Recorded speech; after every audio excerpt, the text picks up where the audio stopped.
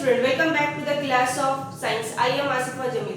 Last class हम लोग class 9th का पहला टॉपिक हम लोग खत्म कर लिए थे। फर्स्ट चैप्टर का पहला टॉपिक हम लोग खत्म कर लिए थे। नेक्स्ट टॉपिक हम लोग स्टार्ट कर दिए थे। नेक्स्ट टॉपिक में पहला हम लोग जो टेम्परेचर, केल्विन स्केल और सेल्सियस स्केल हम लोग पढ़ चुके थे। क्लियर। उसके आगे हम देखे थे कि मैटर का जो स्टेट है वो चेंज कर रहे हैं, यानी solid to liquid, physical state change कर रहा था, that is solid to liquid, liquid to gas, gas to liquid. इस तरह स्टेट जो चेंज कर रहा है वो किस किस पर डिपेंड कर रहा था। पहला चेंजिंग द टेम्परेचर देखे थे, दूसरा देखे थे चेंजिंग द प्रेशर, यानी टेम्परेचर अगर हम लोग इंक्रीज करेंगे, टेम्परेचर अगर हम लोग डिक्रीज करेंगे, उसका स्टेट क्या हो रहा है, चेंज कर रहा था। क्लियर। तो बताया था कि नेक्स्ट क्लास में हम इसके बारे में डिटेल पढ़ेंगे। तो पहला हम लोग पढ़ेंगे effect of change of temperature. Clear. तो पहला हम पढ़ेंगे effect of change of temperature. तो इसमें हम लोग 5 वेज होता है। अभी यहाँ पर हम लोग 4 वेज डिटेल पढ़ेंगे और लास्ट वाला जो वेज है वो हम लोग नेक्स्ट टॉपिक में पूरी तरह से डिटेल पढ़ेंगे। तो उसका एक पूरी तरह से एक टॉपिक ही पढ़ना है। क्लियर उसके बारे में। क्लियर। तो सबसे पहले effect of change of temperature का पहला ये इफेक्ट होता है कि सॉलिड टू लिक्विड, कोई भी चीज जो सॉलिड से लिक्विड में चेंज हो रहा है। क्या हो रहा है, सॉलिड से लिक्विड में चेंज हो रहा है। इसका एग्जाम्पल हम दिए थे, एग्जाम्पल हम क्या दिए थे, आइस दिए थे ना, आइस दिए थे एग्जाम्पल। जब उसको हम लोग फ्रिज में रखते हैं उसका टेम्परेचर क्या होता है, डाउन रहता है, यानी 0 डिग्री के आसपास होता है, 0 डिग्री से और कम होता है। 0 डिग्री अभी याद रखो, 0 डिग्री होता है। जैसे ही हम लोग आइस को बाहर निकालते हैं क्या होता है, वो आइस जो है मेल्ट करना शुरू कर जाता है, यानी नॉर्मल टेम्परेचर पर भी आइस क्या होता है, मेल्ट करना शुरू कर जाता है। यानी फ्रिज के अंदर टेम्परेचर क्या था, डाउन था, यानी बहुत 0 डिग्री था। जैसे ही हम निकाले बाहर, अगर वो नॉर्मल टेम्परेचर है, दैट इज 25-36 डिग्री अगर टेम्परेचर भी अगर उसको मिलता है, वो क्या होता है, मेल्ट करना शुरू कर जाता है, मेल्टिंग स्टार्ट हो जाता है। तो यहाँ से हम लोग को ये कंक्लूजन निकला कि टेम्परेचर अगर इंक्रीज करेंगे तो कोई भी सॉलिड चीज वो लिक्विड के फॉर्म में चला आएगा। क्लियर। यहाँ से हम लोग यहाँ से एक कंक्लूजन निकलता है कि कोई भी किसी भी चीज का, किसी भी सब्सटेंस का अगर हम लोग टेम्परेचर इंक्रीज करते हैं तो वो अपना स्टेट चेंज कर जाता है, that is solid to liquid में आ जाता है। इसका पहला एग्जांपल हम लोग आइस देखे। क्लियर। दूसरा एग्जांपल अगर हम लोग देखते हैं कि मान लो वैक्स कैंडल जो अगर हम लोग घर में जलाते हैं तो कैंडल क्या होता है, जैसे ही हम लोग उस कैंडल को बर्न करते हैं तो क्या होता है, वो मेल्ट करना शुरू होता है। वो था तो सॉलिड के फॉर्म में, टेम्परेचर हम लोग जैसे ही उसको कैंडल जलाए वो क्या किया, वो मेल्ट करना शुरू, यानी वो लिक्विड स्टेट में आ गया। टेम्परेचर इंक्रीज किया, वो लिक्विड स्टेट में आ गया। किसी भी चीज को हमको मेल्ट करना होता है, हम क्या करते हैं, उसका टेम्परेचर इंक्रीज कर देते हैं। क्लियर। तो टेम्परेचर इंक्रीज करने से कोई भी सॉलिड चीज वो लिक्विड में आ जाता है। उसका मेल्टिंग पॉइंट अगर पहुंच जाएगा तब वो मेल्ट करना स्टार्ट होगा, अदरवाइज वो मेल्ट नहीं करेगा। हर एक सब्सटेंस का अपना अपना मेल्टिंग पॉइंट होता है। अगर वो सब्सटेंस उस मेल्टिंग पॉइंट पर, उस अगर किसी भी सब्सटेंस का इतना टेम्परेचर दे दें कि उसका मेल्टिंग पॉइंट अगर आ गया तो अब वो स्टार्ट हो जाएगा मेल्ट करना। क्लियर। मान लो कि आइस या मान लो कि वैक्स अगर हम लोग लेते हैं, वैक्स का मेल्टिंग पॉइंट 60 to 70 के आसपास होता है। अगर हम लोग 60 से 70 डिग्री अगर उसको टेम्परेचर अगर हम लोग दे देंगे तो वो मेल्ट करना स्टार्ट कर जाएगा, अदरवाइज वो मेल्ट नहीं करता है। अगर मान लो 20 से 30 डिग्री अगर हम लोग दे दिए टेम्परेचर, वो मेल्ट नहीं करेगा। क्लियर। तो यानी हर एक सब्सटेंस का अपना अपना मेल्टिंग पॉइंट होता है, अपना अपना एक मेल्टिंग टेम्परेचर होता है, यानी उस टेम्परेचर पर वो मेल्ट करना स्टार्ट करेगा। अगर वो टेम्परेचर अगर पहुंचा दिए वो मेल्ट करना स्टार्ट हो जाएगा। क्लियर। समझ में आया। तो यहाँ पर पहला जो हम लिखे हैं सॉलिड टू लिक्विड, ये पहले समझ में आ गया। तो पहला सॉलिड टू लिक्विड को क्या बोलेंगे, मेल्टिंग भी बोल सकते हैं। क्या बोल सकते हैं हम लोग, मेल्टिंग बोल सकते हैं। बस ये मेल्टिंग का हम डिफिनेशन लिख दिए, the process in which a solid substance change into liquid, the process in which a solid substance change into liquid, यानी कोई भी सॉलिड सब्सटेंस जब वो लिक्विड के फॉर्म में आ जाएगा, चेंज अगर हो जाएगा into liquid on heating, heat करने के बाद, is called melting, that is fusion. इसको क्या बोलते हैं, फ्यूज मींस पिघलना, ये फ्यूज हो जाएगा। समझ में आया। तो अगर हम लोग किसी भी सब्सटेंस अगर वो सॉलिड से लिक्विड में जा रहा है, जब उसको हीट कर रहे हैं तो इसी को हम लोग क्या बोलेंगे, मेल्टिंग। क्लियर। इसका दूसरा नाम फ्यूजन भी यूज कर देता है। क्लियर। नेक्स्ट हम लिखे हम बता चुके हैं कि हर एक सब्सटेंस का अपना अपना मेल्टिंग पॉइंट होता है। अगर वो मेल्टिंग पॉइंट देंगे तभी वो मेल्ट करेगा। जैसे मान लो कि आयरन अगर मान लो कि आयरन का मेल्टिंग पॉइंट बहुत ज्यादा होता है, 1500 के आसपास उसका मेल्टिंग पॉइंट, सबसे हाईएस्ट मेल्टिंग पॉइंट वो आयरन का होता है। तो आयरन का मेल्टिंग पॉइंट 1500 के आसपास होता है। तो उतना टेम्परेचर अगर देंगे तब वो मेल्ट करेगा। क्लियर? आइस जो है 0 डिग्री पर मेल्ट करना शुरू कर जाता है। तो आइस का अगर 0 डिग्री रखेंगे तो वो मेल्ट कर जाएगा। आप सोचेंगे कि वैक्स है, वैक्स 0 डिग्री पर मेल्ट कर जाए, तो वैक्स 0 डिग्री पर मेल्ट नहीं करेगा क्योंकि वैक्स का अपना मेल्टिंग पॉइंट है। क्लियर? आयरन को अगर हम लोग सोचेंगे कि 400 डिग्री सेल्सियस दे और सोचे मेल्ट कर जाए, नहीं मेल्ट करेगा क्योंकि आयरन का अपना मेल्टिंग पॉइंट है। समझ में? तो उसका वो मेल्टिंग पॉइंट अगर हम देंगे तभी वो मेल्ट करेगा। दूसरे का मेल्टिंग पॉइंट अगर दूसरे को दे देंगे और सोचेंगे कि मेल्ट कर जाए, वो मेल्ट नहीं करेगा। क्लियर? क्यों करता है मेल्ट? क्योंकि आपस में जो कोई भी मैटर के अंदर पार्टिकल्स होता है और ये एक पार्टिकल दूसरे पार्टिकल को कितने फोर्स से पकड़ा हुआ है, समझ में? कितना फोर्स ऑफ अट्रैक्शन है। तो जितना ज्यादा फोर्स ऑफ अट्रैक्शन होगा उसका मेल्टिंग पॉइंट उतना ज्यादा होता है। क्लियर? समझ में आया? किस पर डिपेंड कर रहा है? क्योंकि एक मैटर किससे बनता है? पार्टिकल से, और एक पार्टिकल दूसरे पार्टिकल को क्या पकड़ा? फोर्स ऑफ अट्रैक्शन लगाया हुआ है। तो जितना ज्यादा फोर्स ऑफ अट्रैक्शन लगेगा, इतना ज्यादा फोर्स ऑफ अट्रैक्शन, एक पार्टिकल दूसरे पार्टिकल के बीच में जितना ज्यादा फोर्स ऑफ अट्रैक्शन होगा उतना ज्यादा उसका मेल्टिंग पॉइंट होगा। समझ में? क्योंकि काफी तेज पकड़ा हुआ है, उसको हम लोग क्या करना पड़ेगा? बहुत ज्यादा टेम्परेचर देंगे तभी एक पार्टिकल दूसरे पार्टिकल को छोड़ेगा। और जब ये पार्टिकल दूसरे पार्टिकल को फोर्स ऑफ, हम लोग सिंपल मेल्ट करने क्या, दोनों के बीच के पार्टिकल्स का इंटरमॉलिक्यूलर फोर्स ऑफ अट्रैक्शन क्या करना चाहते हैं? खत्म करना चाहते हैं। जैसे ही हम लोग उसके इंटरमॉलिक्यूलर फोर्स ऑफ अट्रैक्शन को कैंसिल आउट करेंगे वो मेल्ट करना स्टार्ट कर जाएगा। क्लियर? समझ में आया मेल्ट क्यों करता है?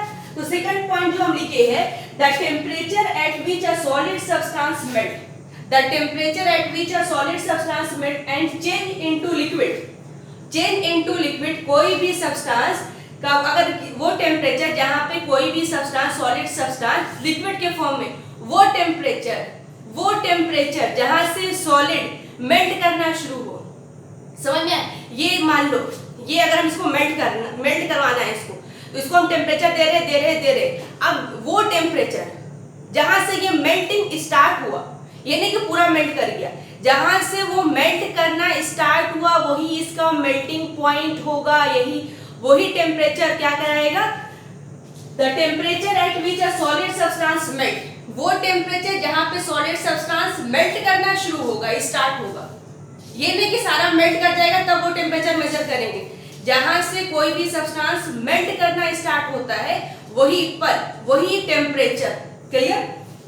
Change into liquid and atmospheric pressure is called melting point. समझ में आ गया?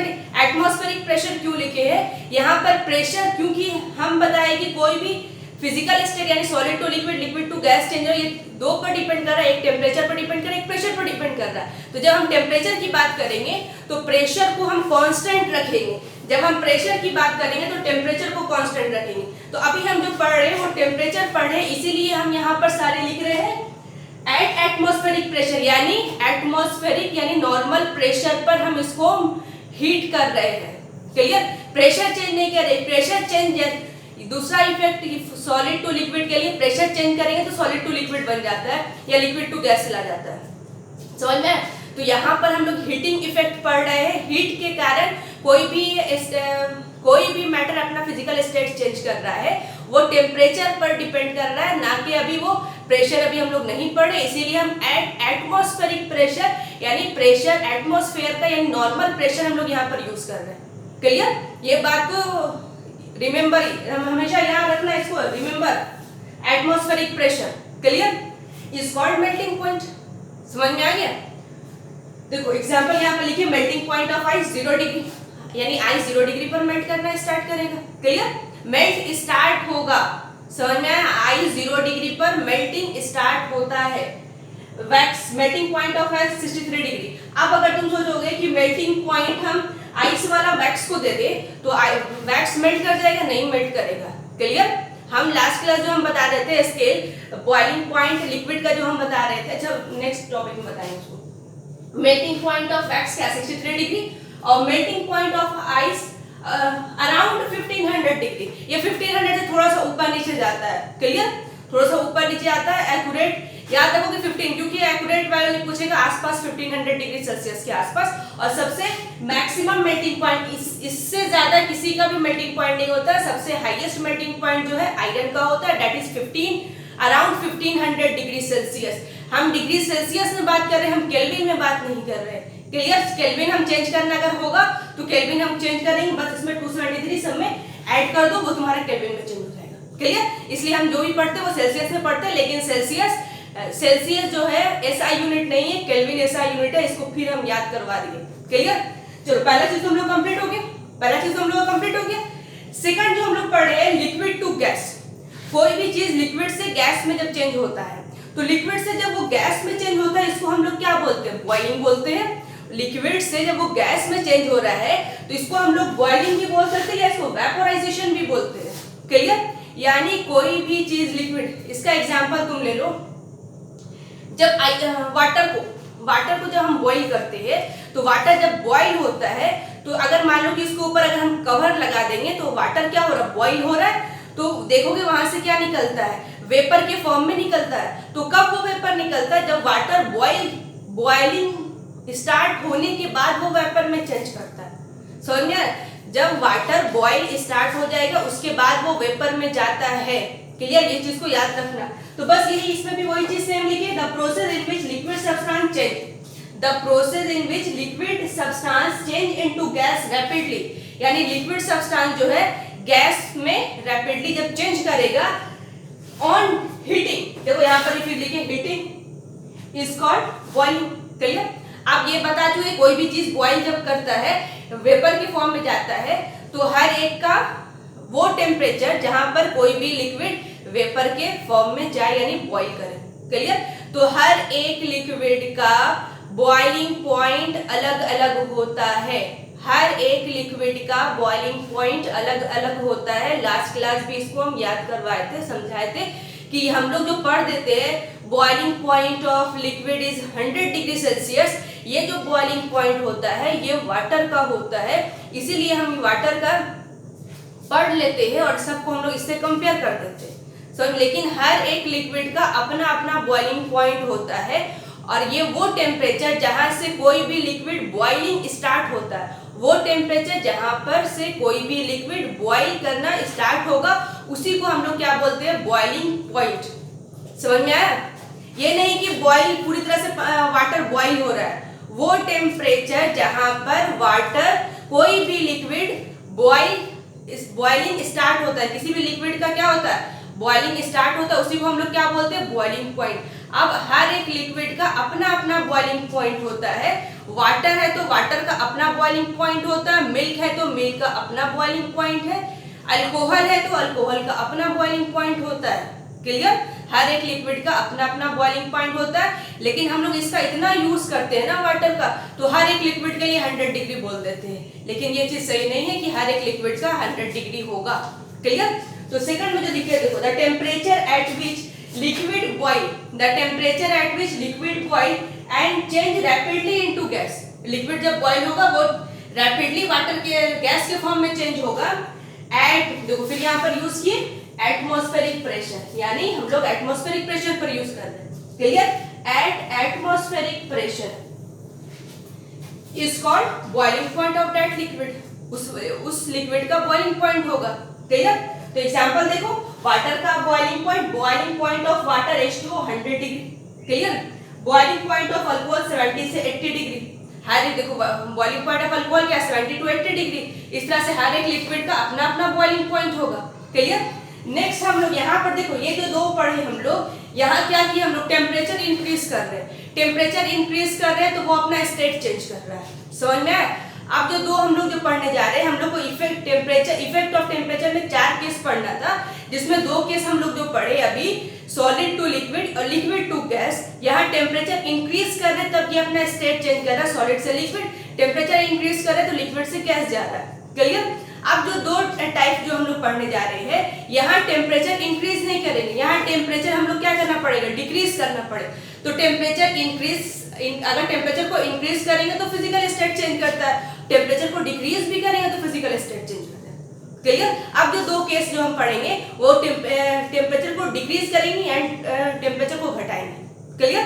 तो नेक्स्ट जो हम लिखे गैस टू लिक्विड, जब वो कोई भी चीज गैस से लिक्विड में आता है, गैस से लिक्विड में, इसका एग्जांपल हम लास्ट क्लास ब्रेन का भी एग्जांपल दिए थे, क्लियर। तो कोई भी चीज जब लिक्विड से गैस में गैस से लिक्विड में आता है, इसको हम लोग कंडेंसेशन भी बोलते हैं। क्या बोलते हैं हम लोग? कंडेंसेशन बोलते हैं। तो ये किसका रिवर्स प्रोसेस हो जाएगा? यहाँ जो हम पढ़े गैस टू लिक्विड, और सेकंड केस में जो हम लोग पढ़े लिक्विड टू गैस, यानी कंडेंसेशन जो है वेपोराइजेशन का रिवर्स प्रोसेस है। सबसे पहला चीज हमको दिख गया, क्योंकि सेकंड टाइप में जो हम पढ़े लिक्विड टू गैस, अभी जो हम लोग पढ़ने जा रहे हैं gas to liquid. Liquid to gas को हम लोग बॉइलिंग और वेपोराइजेशन बोलते हैं, और गैस टू लिक्विड को हम लोग कंडेंसेशन बोलते हैं, क्लियर। ये एक दूसरे का रिवर्स प्रोसेस है, समझ में आया। इस केस में हम लोग क्या करेंगे? टेम्परेचर को डाउन करेंगे, तब ये क्या होगा? कंडेंसेशन होता है। इसका एग्जांपल समझो, कभी भी हम मान लो कि वाटर को जब हम लोग बॉईल करते हैं, अगर उसको कवर कर दिए, उसको अगर हम लोग कॉर्क लगा के या फिर किसी भी चीज से कवर कर दिए, कवर करने के बाद क्या करते हैं कि वाटर क्या हो रहा है? बॉईल हो रहा है, वेपर के फॉर्म में जा रहा है। तो कुछ टाइम देखो, जब वाटर को कुछ टाइम के लिए अगर हम लोग छोड़ देंगे, यानी टेम्परेचर नॉर्मल टेम्परेचर पे लाने की कोशिश ट्राई करेंगे, तो वो क्या होगा? देखना कि जब उसके कवर को हटाना, तो वाटर ड्रॉपलेट उसमें दिखेगा। क्या दिखेगा? वाटर ड्रॉपलेट दिखेगा। यानी स्टार्टिंग में तो वो वेपर के फॉर्म में जा रहा था, वेपर निकल रहा था ना, यानी उसी का कुछ वेपर उसके कवर पर आया होगा। समझ में? उसके कवर पर आया। ये हम लोग डेली यूज देखते, जब वाटर को हम लोग बॉईल करते हैं तो ये हम लोग को दिख जाता है घर में ही।